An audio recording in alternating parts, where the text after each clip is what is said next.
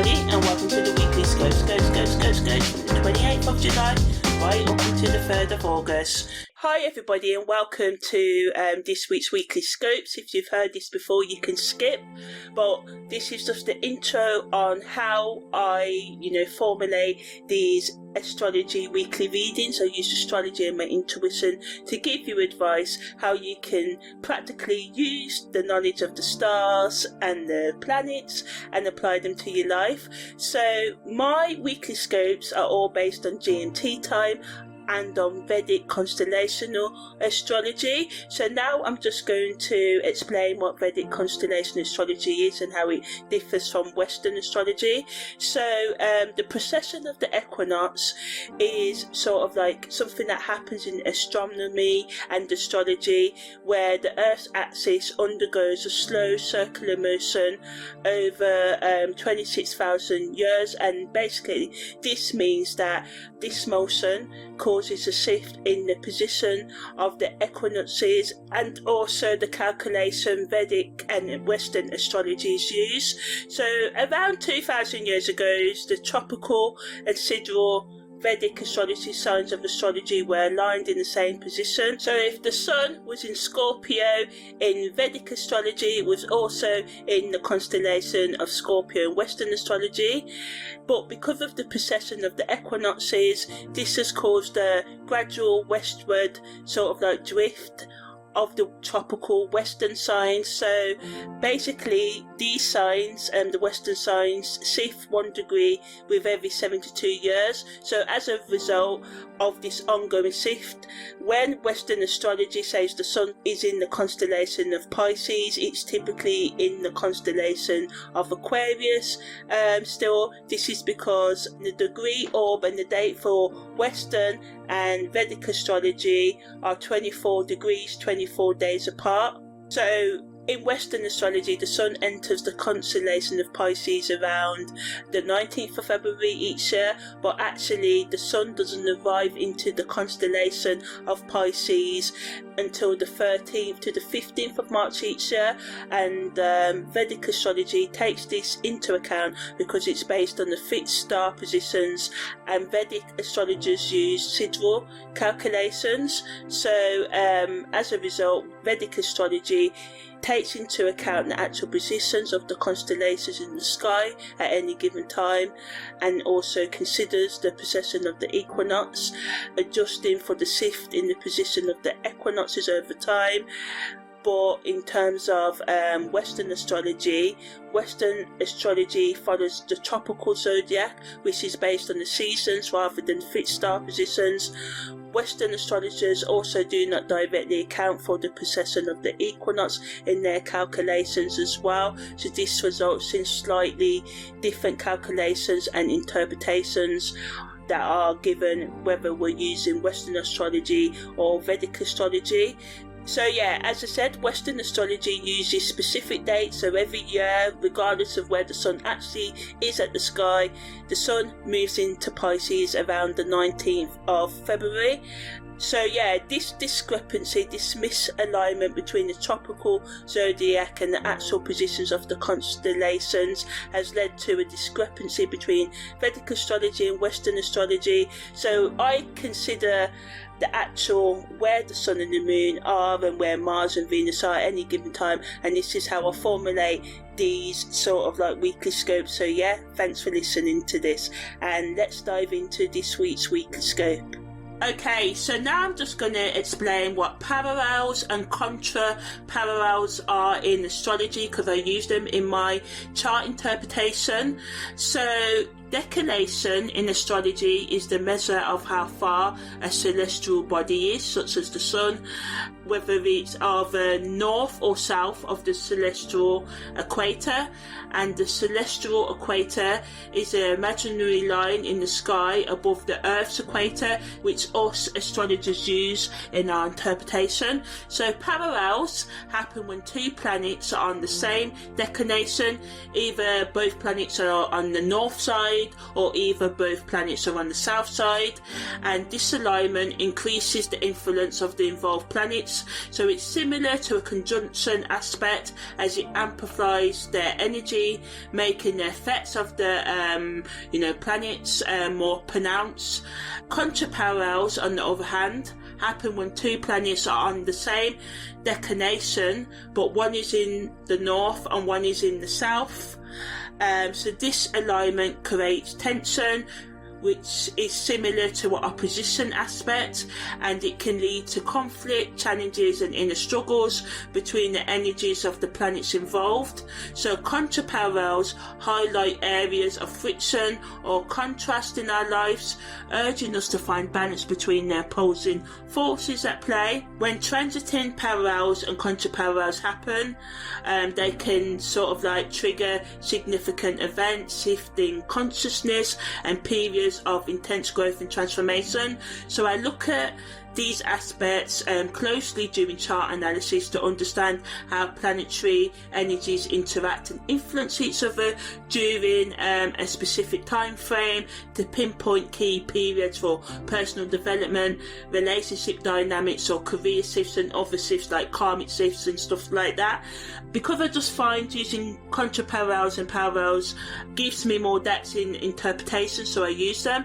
So contra-parallels and parallels in astrology serve as markers for potential challenges or breakthroughs, guiding us towards more self-awareness, love, acceptance, understanding, forgiveness for ourselves and others, and shifts in consciousness and growth. So overall, just a shift in our mindset if we allow for it. So parallels and contra-parallels just kind of like provide valuable insights into the complexities and nuances of the astrological interactions between planetary movements. So yeah, that's the end of what contra-parallels and parallels are. So this week we've just got a nice gentle biquintal between Mercury and the Moon's North Node affecting us. So this entered on the 28th of July and is exact at 11:13 a.m. on the 30th of July and leaves us on the 1st of September at 11:07 a.m. So a nice long energy, seeing us through the summer. So yeah, Mercury's in Leo and the Moon's North Node is in Pisces. So it's a nice sort of esoteric kind of energy. We may feel it more within, but positively. It allows us to increase our communication skills, work on communication projects, whether it be podcasting, writing, editing, stuff like that, anything to do with words. So we may find ourselves more able to express ourselves more clearly and persuasively. So it's good for marketing, networking, making new connections, especially with people who can help you advance towards your career or life purpose, or you can help them. But negatively, we can overthink and be overly critical and analytical in our communication style. We may also encounter misunderstandings or conflicts with others due to misinterpretations or lack of sensitivity in our interactions. So the best use of this energy is to improve on our communication abilities and building positive relationships. It's a great time to engage in meaningful conversations, listen actively to others and seek feedback to increase our understanding of different perspectives. On the spiritual esoteric level, it can allow us to sort of like rely and find and listen to our inner guidance or guidance from our higher power, increase our intuition, and we can feel more sort of like connected to our higher self and receiving insights that allow us to, gain more understanding and awareness of our spiritual needs or higher needs, the deeper needs of our mind, body, soul, emotions, whatever you want to label it as. Just being more open to, the spiritual known aspects of life. Psychologically, it can also indicate a time where you are more aware of the patterns and thoughts and the processes that influence your communication style and relationship. It allows us to self-reflect and work on underlying issues that can get in the way of our personal growth and connections with others. It encourages us to be mindful of our words and interactions and embrace the potential for growth and transformation in both our spiritual development and communication skills. On the 28th of July, the moon enters its last quarter moon phase. The moon's north node also goes stationary in retrograde. So this marks a time of reassessment and reflection as we review our progress towards our goals, looking at what we're doing right. Do you have exercise, career, lifestyle, relationship goals that you have? Are you meeting them? Why are you not meeting them? It encourages us to let go of the habits and the thoughts and anything else that no longer serves us, and make the necessary changes that we need to make to move forward in our lives. So yeah, the last quarter moon energy gives us a chance to grow through self-awareness and learning from our past experiences. Equally, some of us can find this period, this energy, challenging, as it can bring up feelings of frustration, impatience, especially if things don't go as we planned. But by embracing this energy, we can gain valuable insights that make way for, fresh start on the coming, new moon. The moon's north node also goes retrograde, so this allows us to focus on our personal growth, supports us in our self-reflection, allows us to do things that align with our true purpose or needs and wants right now, and to gain clarity and karma lessons, or just past life habits or early life habits, past relationship habits that we're still doing that we need to stop doing, so we can lead more productive lives, have more productive relationships with ourselves and others. It can just also make us have these kind of serendipitous moments where we think everything's in sync, everything's lining up and the universe conspiring, and we can just feel like, whatever happens right now, the opportunities that come up, the encounters, the people we come across, or the things that are said right now are pushing us towards reaching our destiny, but we may feel negatively overwhelmed by the intensity of the emotions and the certainties that can come up right now as well. So ultimately, use this energy to confront our fears and limitations and be more patient, and allow you to grow and connect more deeper with a higher purpose. And it can, push us to look within ourselves, release what no longer serves us, and align with our true path. And just by, combining these energies, we can just build more resilience, as I said, release our patterns, and just work towards manifesting our true needs and wants over our lifetime. So on the 29th of July, the moon enters void of course, so if you want to know more about that, check out the separate audio. But it's pretty much just the time, because the moon's not making any major aspects, it's a time when some astrologers say to put off important things. The moon also enters Taurus at 12:16 a.m, so this brings more stability, comfort and sensuality to our emotions. It allows us to focus on practical matters and enjoy life's pleasures and seek security in all aspects of our life. Positively, it can bring more emotional stability as we gain more of a sense of calmness and groundedness, feeling connected with ourselves, people in our lives and the earth itself, and just allows us to have more patience and build more resilience. That's sort of like the theme of this week, and a lot of energy supporting us in doing so, just becoming more stable within ourselves and within our relationships and within our thoughts and actions. We can appreciate beauty more, want to spend more time in nature, cook, enjoy sensual activities, be more financially prudent, wanting to save, being more practical with money as well. Some of us can overspend with this, but ultimately this energy is good to look at our financial situation, create budgets, make a plan to make better investments in the future, or to get ourselves out of debt and stuff like that. But negatively, we can become too stubborn, overspend, as I said, be resistant to change.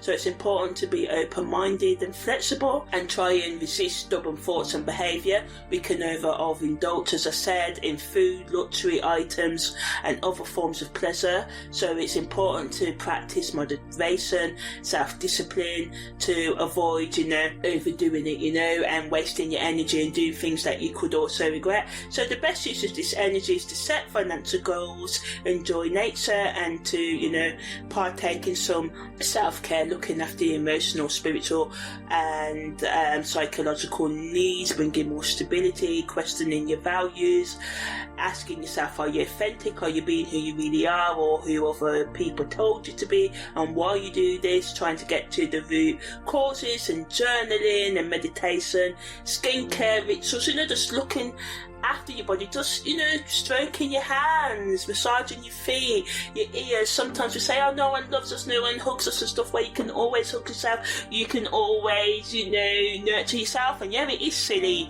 but it does help. It does make you feel needed by yourself, or get a weighted blanket. But yeah, so this energy just wants us to nurture ourselves, look after our finances, enjoy good food, good love making, in moderation, doing the things to help us feel more stable, feel more comfortable and sensual and practical as well. So on the 30th of July, Mercury makes a biquintile to the moon's north node, exact, and as I said, this energy is affecting us all of this week, and I talked about it earlier. And Venus makes its exact trine with Chiron. So in astrology, Chiron is known as the wounded healer, and this energy allows us to mend relationship wounds, or mend wounds that we have over heartbreak or rejection, abandonment, and abuse and stuff like that as well. Also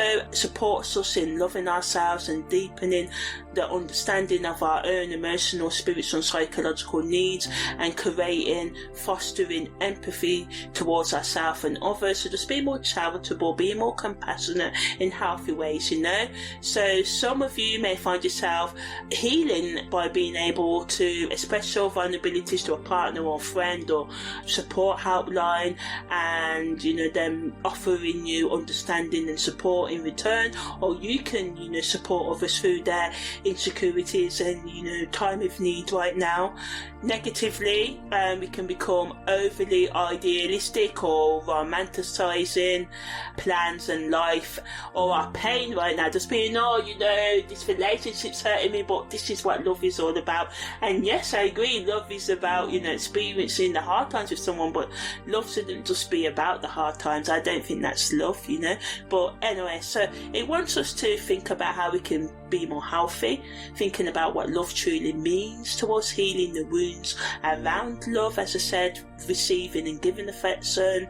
And it also brings up to our attention the challenges we can find between balancing our personal desires with our karmic journey, the needs of our higher self, to know which is a connection to something deeper than yourself, so just having a deeper meaning or whatever it is to you to feel in balance. So we may feel conflicted about what we want in relationships and where we're heading in terms of our personal growth and soul development, evolution. So it pushes us to reassess our priorities and make the necessary changes to align our relationships with our higher purpose. So, for instance, someone may realise that a certain relationship is not supporting their personal growth and decide to let it go in favour of their, destined path, their career goals or their educational goals. And a lot of the time it is hard, but I have found that sometimes we have to make those sacrifices even when we love someone, because I think that love is about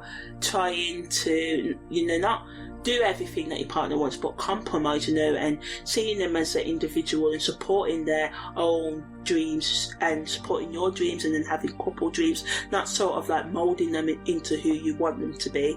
So yeah, this energy allows us to honour our emotional needs and spiritual evolution, as well as respecting other people's boundaries and need to be themselves and making them hard decisions. It's essential to be honest with yourself about what truly matters to you in your relationships, in lives, and how these align with your higher calling or your life direction.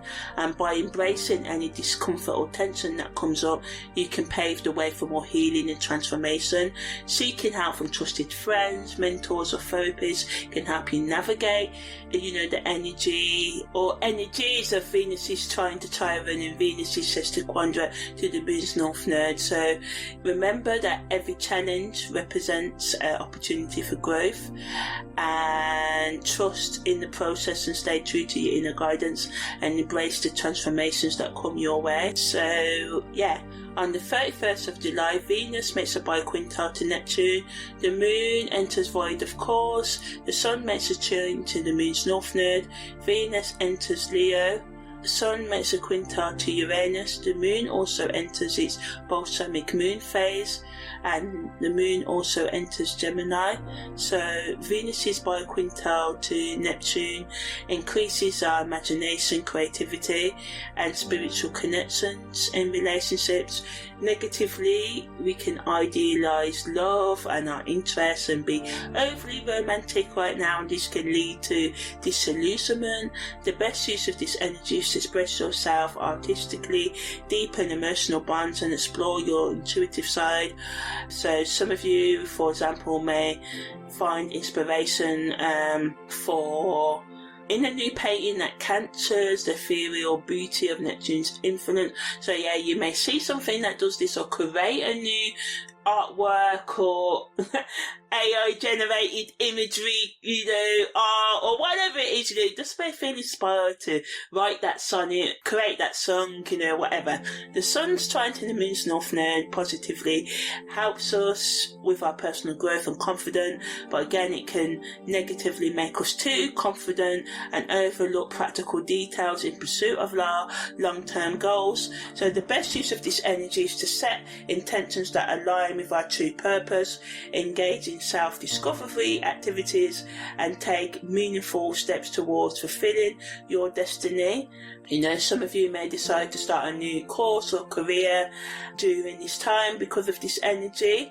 Venus in Leo, now I've done a full audio about this, check out the playlist, but in so it can ignite our passion as to the confidence and creativity of the next few days, and helps us to just feel more centered. But negatively, we can seek external validation through people giving us attention, or how much money we have, our ego and our possessions, or just be overly dramatic. The best use of this energy is to showcase your talents, radiate self-confidence, and you can use this energy to some of you may start a new fashion trend that reflects your unique personality, or just just do something that's just courageous. The sun's quintile to Uranus allows us to sort of energy, but as to the creativity of being innovative and having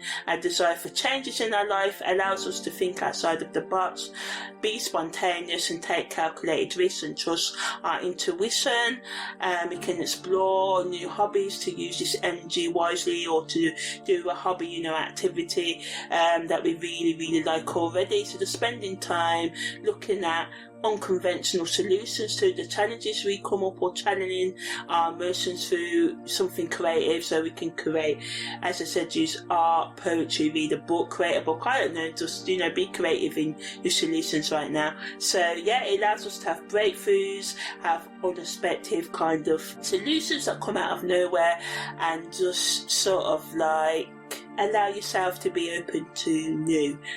The balsamic moon allows us to release, reflect and renew, letting go of the things that no longer serve us, and make peace with our past and prepare for the new beginnings, and encourages us to contemplate and to clear out the mental clutter, the new moon's coming on the 4th of August, so what needs healing, what needs letting go of, this is the focus of this energy. And the moon in Gemini just allows us to be light-hearted and curious and, just kind of cheer up because we've got a lot of heavy energy. It allows us to network with others and have meaningful conversations, but negatively we can become gossipy and too superficial, just going from one idea to the next. So it's important to try and stay as grounded as you can. On the 1st of August, I'm just going to start by just telling you where everything is. So on the 1st of August, the Sun's in Cancer, the Moon's in Gemini, Mercury's in Leo, Venus is in Leo too, Jupiter and Mars are in Taurus, Saturn's retrograde in Aquarius, Uranus is in Taurus, Neptune is retrograde in Pisces, Pluto is retrograde in Capricorn, Chiron is retrograde in Pisces, and the Moon's North Node is retrograde in Pisces as well. So there's nothing else to report for the 1st of August. On the 2nd of August, Mars makes a sextile to the Moon's North Node, Mars makes a semi-square to Chiron, Venus makes a square to Uranus, and the Moon enters void of course as well. Okay, so Mars is sextile to the Moon's North Node allows us to take assertive steps in aligning our future goals with our present day thoughts and action. It gives us the motivation to break through any limitations and obstacles that hinder our getting in the way of our progress, and it just allows for us to take a more of a proactive, motivative and decisive approach to our plans. So it's a pertinent time for making strategic moves that push us towards our soul journey, creates a sense of purpose and direction in our actions. So it's a favourable alignment for pursuing new opportunities with courage and determination, and align our actions with our higher calling as well. Mars is semi-square to Chiron, symbolises our deepest wounds and insecurities, and wants us to use our assertiveness and motivation to overcome our problems, but in a grounded and gentle way. So it can trigger moments of frustration or impatience as we may feel the intense conflict between our desire for action and our fears or vulnerabilities that the energy of Chiron brings to our surface. So where's Chiron in your natal chart? The wounds that Chiron represents in your natal chart may be activated right now, so it wants us to confront our unreserved emotional, psychological and spiritual issues that are getting in the way of our progress and heal these wounds so we can move forward effectively. And while this, transit, this energy may make us feel discomforted and agitated, frustrated, it gives us the opportunity to grow and work through our vulnerabilities with compassion and empathy and courage. And by facing our fears and embracing our inner wounds, we can transform and use this energy for personal healing and empowerment. So Venus also makes a square to Uranus, so this puts our relationships and personal values under the spotlight. Unexpected shifts, changes can happen in these areas as well. So Venus represents love, beauty and harmony. Uranus embodies innovation, sudden changes and liberation, freedom, unique and just being out there, out of the box. So when these planets clash because of the square, adds to the instability and tension that I talked about earlier, because there can be a kind of like a clash between our need for stability and the need for freedom and individuality and newness right now, and this can lead to disruptions in our romantic connections, financial matters or aesthetic preferences, and this pushes us to embrace being spontaneous and be unconventional in our approaches. It just allows us to feel more renewed, let go of outdated patterns, and just be flexible and open in our relationships and our creative goals and activities as well. So on the 3rd of August the moon enters Cancer, and this new moon is going to be in Cancer as well, so be sure to check out the separate audio I've done on that. So the moon in Cancer increases our intuitive, nurturing instincts, need to be close with others through cooking, dancing, watching movies, just spending time together. deepening our connections on the emotional, psychological and spiritual level, and helping us understand ourselves and our relationships more as well. Negatively, because we can become more moody and oversensitive and clingy and needy at this time, we can feel more inclined to retreat into ourselves and avoid confrontations. But being aware of these tendencies to run can help us navigate them more effectively. So maybe you may not want the confrontation, and sometimes we need to walk away. You gauge it. But if you feel like ultimately, whatever conflict comes up right now, it's better to deal with it now than do your best to do so. Make sure you provide an active listening space, be gentle with yourself and others, assert your boundaries, respect other people's boundaries, be gentle with yourself, or just give yourself time out. Some of you it may not be best to confront whatever comes up, so play it by ear and listen to your needs and other people, and make a judgment call. So it's a good energy to embrace our emotional nature wholeheartedly, engage in self-care practices like self-reflection, journaling, meditation, connecting with our loved ones on a deeper level. Use this energy to nurture your creativity and imagination, and from the spiritual esoteric perspective from the spiritual esoteric perspective, it encourages us to dig into our subconscious mind, uncover hidden emotions and patterns that require healing and release. Psychologically, because we can have an increased emotional awareness, we can experience more intense feelings and inner turbulence, but by practicing self-compassion and reflection, being gentle with ourselves, as I said quite a few times because it's very important, and we can gain valuable insights into our psychological, spiritual and psychological landscape and our emotional inner workings, and it just pushes us to listen to our intuition, trust our gut feelings and create a deeper connection with our emotional selves. And I know it can be hard to listen to that inner voice, especially when it's like hijacked by the fearful voices and maybe the voices of the negative things other people have said to you, or the negative things you've come to think of yourself. So just doing all you can to remove those emotional and those thought patterns that block you from your true inner still voice that can lead you to the best things for you. So if you like this, please subscribe and like this content. Thanks for listening, and that's the end of the weekly scopes from the 28th of July to the 3rd of August. Thank you and take care.